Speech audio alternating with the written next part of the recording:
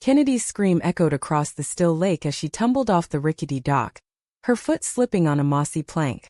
The cold water swallowed her whole, shocking her system like 1,000 needles, and she surfaced gasping, clothes clinging heavy and translucent.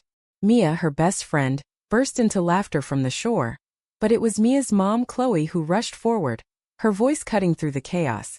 "Kennedy, come dry off inside. You'll catch your death out here."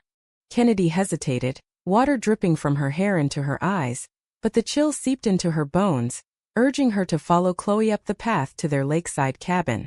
As they stepped inside, the warmth of the living room enveloped her like an unwelcome embrace, and Chloe handed her a towel with a smile that lingered just a second too long.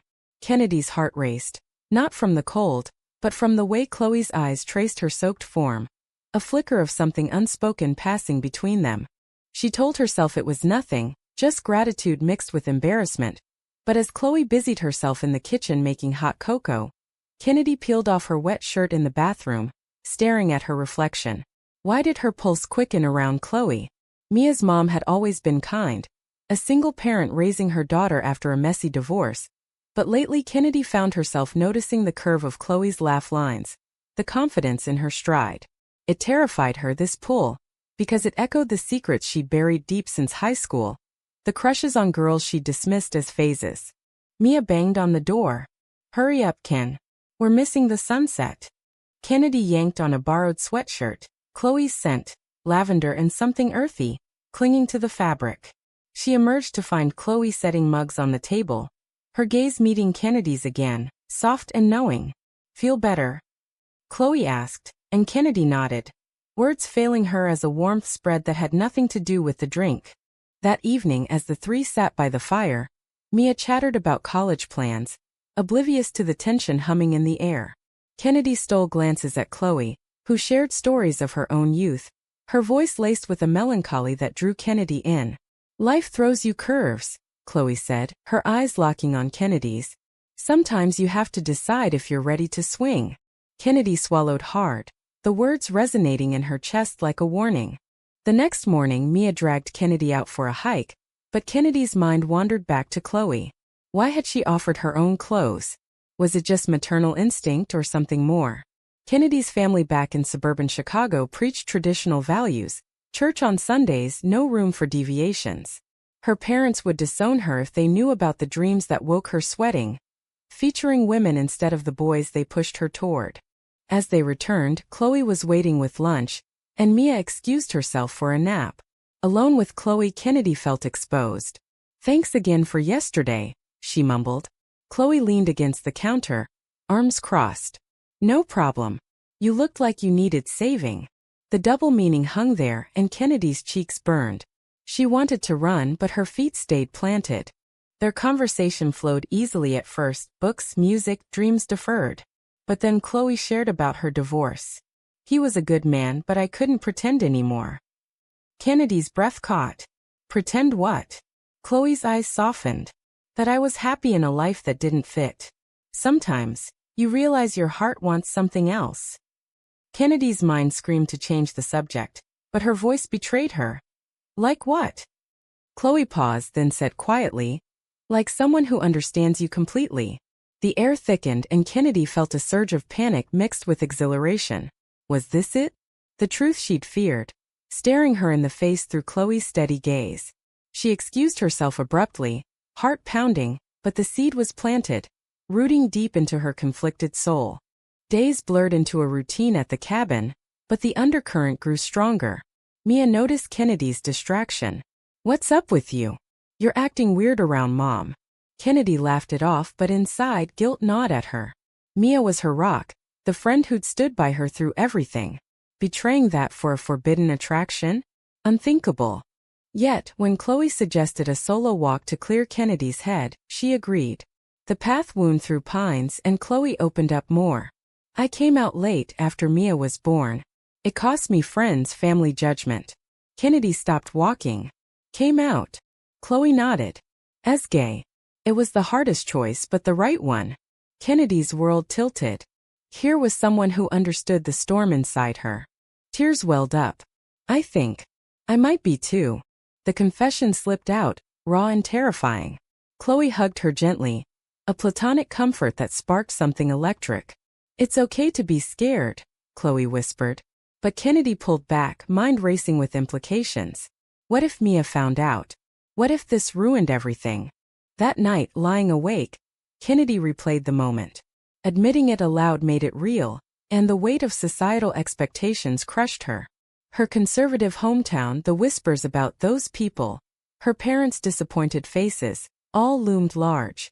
But Chloe's acceptance offered a lifeline, one she wasn't sure she deserved. The following week, tension built. Mia planned a bonfire party with locals, but Kennedy feigned illness to stay in. Chloe checked on her, bringing soup. Talk to me, Chloe urged. Kennedy confessed her fears, the internal war between desire and duty. Chloe listened, sharing her own battles, losing custody battles tainted by bias, rebuilding alone. Their hands brushed and Kennedy didn't pull away. The connection deepened, conversations turning intimate about dreams and regrets. But guilt shadowed every word. Was this betrayal? Mia trusted her implicitly. Kennedy's mind churned. How could something that felt so right be so wrong? As the sun set, Chloe leaned in. You're not alone in this. Kennedy's resolve cracked, but she stood abruptly. I can't. Not with you. The words hung heavy, a line drawn in the sand. Chloe's face fell, hurt flashing before she masked it. I understand. Kennedy fled to her room, tears streaming. The truth she'd feared wasn't just her sexuality. It was the chaos it could unleash. Loving Chloe meant risking Mia's friendship, family rejection, societal scorn. Was the price worth it? Her heart said yes, but her mind screamed no. Kennedy avoided Chloe the next day, sticking close to Mia during a boat ride on the lake. Laughter echoed off the water, but Kennedy's smiles were forced, her thoughts a whirlwind of what-ifs. Mia splashed her playfully. Earth to Ken. What's eating you? Kennedy shrugged. Just homesick. A lie, but better than the truth bubbling inside. Back at the cabin, Chloe prepared dinner, her movements deliberate, avoiding eye contact. The silence between them was deafening, a chasm widening with each passing hour. Mia chattered obliviously, but Kennedy felt the weight of unspoken words pressing down. That evening, as Mia scrolled through her phone, Chloe excused herself early, leaving Kennedy alone with her turmoil. Lying in bed, Kennedy's mind raced. Admitting her feelings to Chloe had opened a floodgate. Now every glance, every accidental touch replayed in her head. But the moral quandary gnawed at her. What kind of person pursued her best friend's mother? It was taboo, laden with power imbalances and potential heartbreak. Yet, Chloe's vulnerability mirrored her own, a shared pain that bonded them. The next morning, Mia announced a trip to town for supplies, inviting Kennedy along. Mom can handle herself, Mia said with a wink. Kennedy declined, claiming a headache, her real motive to confront the elephant in the room. As Mia drove off, Chloe found her on the porch. We need to talk, Chloe said firmly. They sat by the lake, the water lapping gently, a stark contrast to the storm inside Kennedy. I didn't mean to push you, Chloe began. But I see myself in you, the confusion, the fear. Kennedy's throat tightened. It's not just that. It's Mia. She's like a sister to me.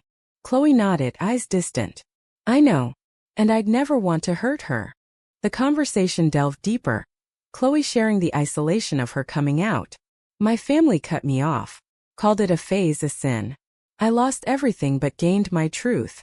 Kennedy listened, her own fears surfacing. My parents would kill me. They're so traditional. Church, marriage, kids, the whole package. Chloe reached out, then stopped. You have to choose for yourself. But hiding eats you alive. Tears fell as Kennedy confessed more. I've liked girls since forever, but I pushed it down. Dated boys to fit in. It felt wrong. Chloe's empathy was a bomb, but it stirred desire too. You're brave for saying it, Chloe murmured. Their eyes met, and for a moment, the world narrowed to just them. But reality crashed back when Mia returned early, catching them in deep conversation. What's going on? She asked suspiciously. Kennedy stammered an excuse about life advice, but Mia's eyes narrowed. You two have been weird lately. The accusation hung, planting seeds of doubt. That night, Mia confronted Kennedy privately. Is something happening with you and Mom? Kennedy's heart stopped. What? No. But her denial rang hollow, guilt twisting her gut. Mia pressed. She's been different since Dad left. If you're encouraging her. Kennedy cut her off. I'm not. I swear. But the lie burned, a betrayal already in motion. Alone later, Kennedy wrestled with her conscience. Pursuing Chloe meant deceiving Mia, potentially shattering their friendship. The societal lens amplified it, whispers of homewrecker, judgments on age gaps, the stigma of same-sex relationships in their conservative circles. Kennedy's family would see it as double sin, gay and inappropriate. Yet, the pull toward Chloe was undeniable. In quiet moments she imagined a life authentic, free from pretense. But at what cost? Chloe had paid dearly. Lost friends, battled custody prejudices. Was Kennedy ready for that fight? The tension escalated when Chloe suggested they keep distance. For Mia's sake, she said over coffee the next day. Kennedy agreed outwardly, but inside resentment brewed. Why did love have to be so complicated? Why couldn't she have normal feelings? Mia organized a game night, forcing them together. Laughter filled the room, but undercurrents crackled. When Chloe's hand brushed Kennedy's during a card pass, electricity surged. Mia noticed. You okay, Ken? You're flushed. Kennedy mumbled agreement, but the close call heightened the stakes. Later, Chloe pulled her aside. We can't ignore this. Kennedy's resolve wavered. But Mia. Chloe sighed. She'd understand eventually. But it's your choice. The words dangled like a temptation, pushing Kennedy toward a precipice. That weekend a storm hit, confining them indoors. Mia baked cookies, but Kennedy and Chloe ended up alone in the living room. Conversation turned personal again. What if we explored this carefully? Chloe ventured. Kennedy's heart leaped, but fear clamped down. And if it blows up? I lose everything. Chloe shared a story of her first love. A woman in college, hidden and heartbreaking. I regretted not fighting for it. Inspired, Kennedy leaned in. I want to try. But as their fingers intertwined briefly, Mia walked in, freezing the moment. What the hell? Mia's voice shattered the air. Kennedy yanked back, panic flooding her. It's not what it looks like. But Mia's eyes blazed. Really? Because it looks like you're hitting on my mom. The accusation exploded. Years of friendship cracking under the weight. Chloe tried to intervene. Mia calmed down. It's complicated. But Mia stormed out, slamming the door. Kennedy collapsed, sobs racking her. The truth was out, but not on her terms. The price? Mia's trust shattered. In the aftermath, silence blanketed the cabin.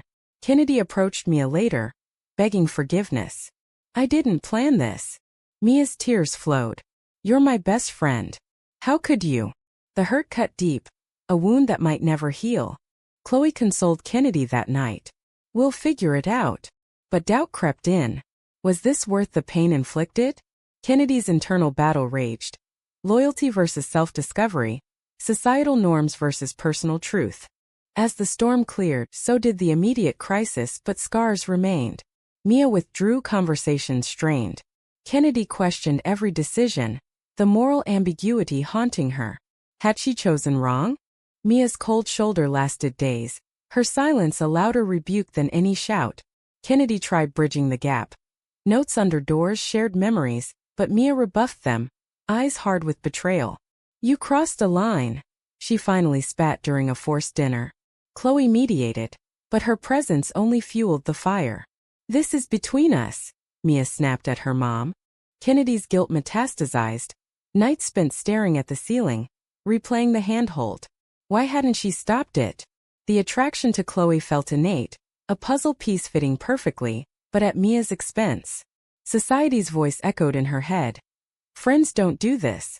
Families like hers would label it deviant, a choice against God and nature. Chloe sought her out privately. Mia's hurt, but she'll come around. Kennedy shook her head. What if she doesn't? I've ruined everything. Chloe's touch on her arm was comforting, but Kennedy pulled away. We can't keep doing this. The words tasted bitter, a sacrifice for friendship's sake. But the heart doesn't yield easily. Stolen glances persisted, conversations laced with longing. When Mia left for a solo hike, Chloe confessed, I can't stop thinking about you. Kennedy's resolve cracked. Me too. They talked for hours, boundaries blurring, but stopped short of anything irreversible. Mia's return brought more confrontation. I saw you two whispering. Think I'm stupid. Kennedy denied, but lies compounded the damage. Mia's ultimatum came. Choose her or me. The words sliced through Kennedy, forcing a decision she dreaded. Torn, Kennedy called home, seeking normalcy. Her mom's voice was cheerful, oblivious. When are you bringing a nice boy home? The question stung, reinforcing the facade she'd maintained. Hanging up, tears fell. Coming out meant losing that too, parental love conditional on conformity. Chloe offered perspective. My parents disowned me. It hurt, but I survived. Inspired, Kennedy confronted her fears. But morality weighed heavy.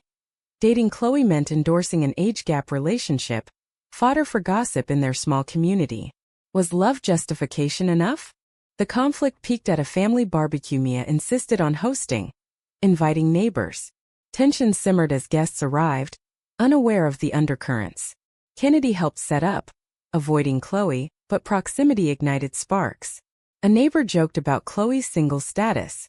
Time to find a good man. Chloe laughed it off, but Kennedy seethed internally at the heteronormative assumption. Mia pulled Kennedy aside mid-event. If you care about me and whatever this is. Kennedy's heart broke. I do care. But I can't deny who I am. The admission hung Mia's face crumpling. Then you're choosing her. She walked away, leaving Kennedy reeling.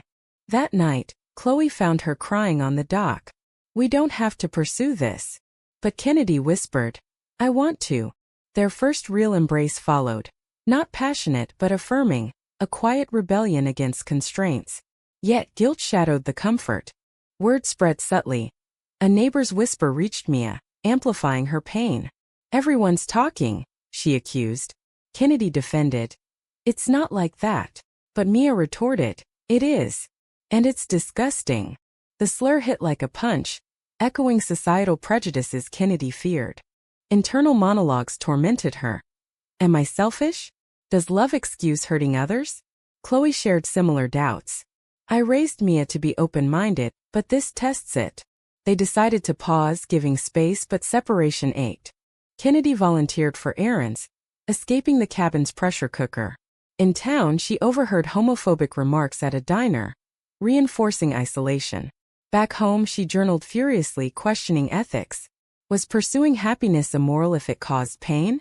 A turning point came when Mia found Kennedy's journal, reading confessions of love and fear. You really feel this way? Mia asked, voice soft for the first time. Kennedy nodded, vulnerable.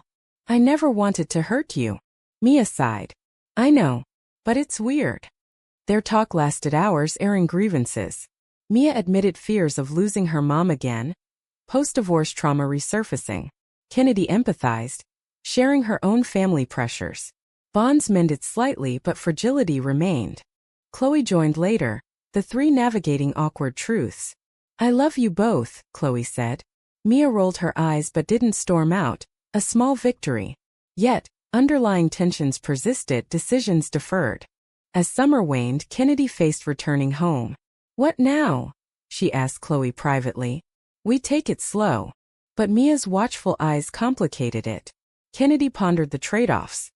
Authenticity versus harmony, desire versus duty. A final confrontation brewed when Mia overheard a phone call between Kennedy and Chloe. Affectionate tones unmistakable. I can't do this, Mia declared. If you two want to be together, fine. But I'm out. The ultimatum forced Kennedy's hand. Heart-heavy, she chose friendship, telling Chloe, we have to stop. Chloe's tears mirrored her own. I understand. The sacrifice gutted her, a price paid for loyalty. But doubts lingered. Was suppressing love the right moral choice? Society applauded restraint, but Kennedy felt hollow. The damage to Mia was mended superficially, but scars endured. Kennedy packed her bags as the vacation ended. The cabin's warmth now a reminder of lost possibilities. Mia helped, their interactions tentative, rebuilding on shaky ground. I'm sorry, Kennedy said again. Mia hugged her. Me too. Just be careful. The warning hinted at unresolved hurt. Chloe drove them to the airport, silence thick. At parting, Chloe's hug lingered. "Take care of yourself," she whispered. Kennedy nodded, throat tight, the farewell a quiet agony. Boarding the plane, she stared out the window, mind churning with regrets. Had she made the right choice? Back in Chicago, normalcy assaulted her. Family dinners, church services, blind dates arranged by mom. "Met any cute guys at the lake?" her dad asked. Kennedy forced a smile. "Nope." Inside, she screamed, the suppression a daily battle. Texts from Chloe came sporadically, careful and platonic. "How's home?" Kennedy replied honestly. "Suffocating." The distance amplified longing, but morality held her back. Mia's friendship, fragile but intact, was the anchor. Yet cracks appeared. At college orientation, Kennedy met girls who lived openly, their freedom envious. "Why hide?" one asked. Kennedy mumbled excuses, but seeds of rebellion grew. Calls with Mia revealed her own struggles. Mom's dating someone, a woman. Jealousy stabbed Kennedy, irrational but potent. Confronting Chloe via text. "You're moving on?" Chloe's reply. "Trying to. You chose." The word stung. A reminder of her decision's cost. Internal conflict raged. Was letting go selfless or cowardly? Family pressure mounted. Her mom discovered a lesbian novel in her room. "What's this trash?" The interrogation followed. "Are you confused?" Kennedy denied vehemently, fear overriding truth. The lie preserved peace but eroded her soul. A visit from Mia brought revelations. Mom's happy with her new girlfriend. Kennedy's heart twisted. Good for her. But envy burned. Mia noticed. "You still like her, don't you?" Kennedy admitted partially. "It's complicated." Their talk delved into ethics.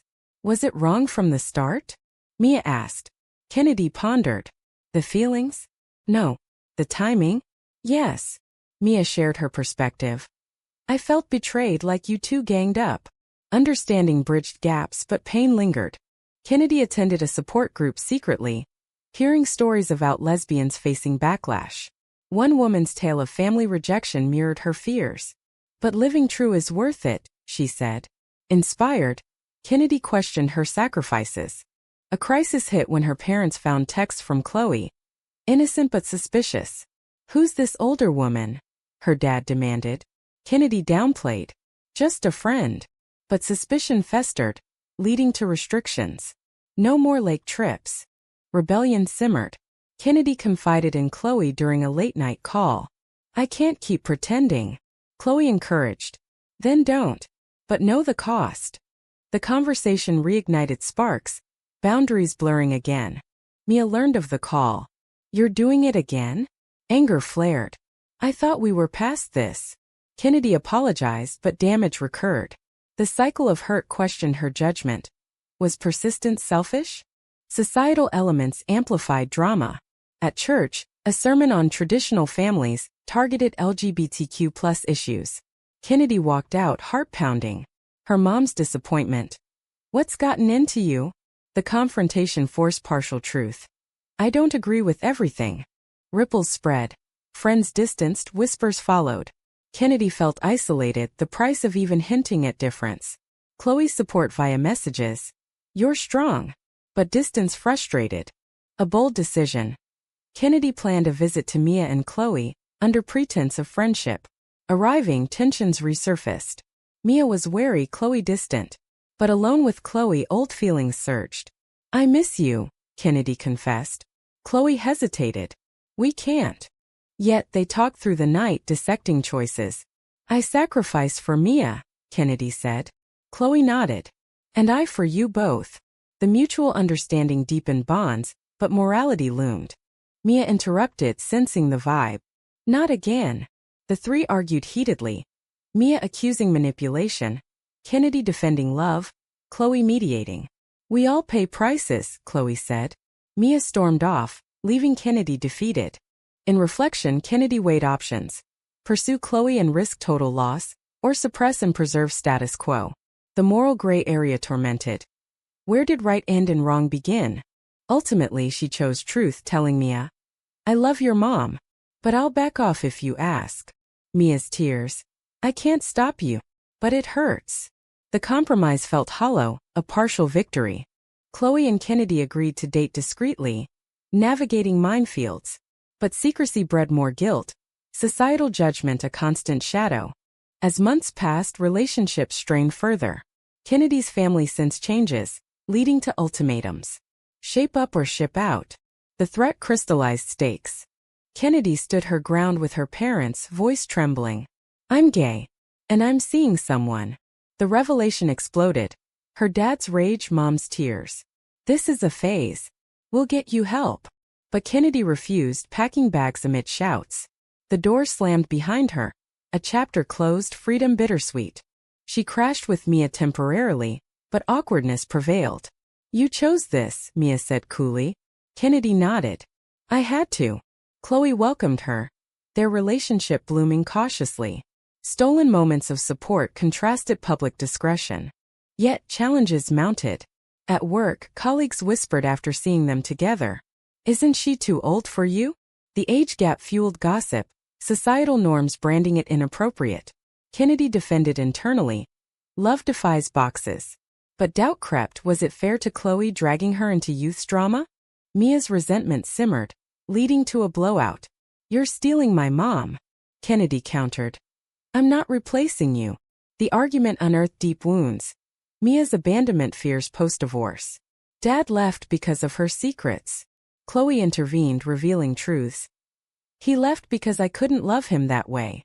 The family therapy suggestion came from Chloe, a step toward healing.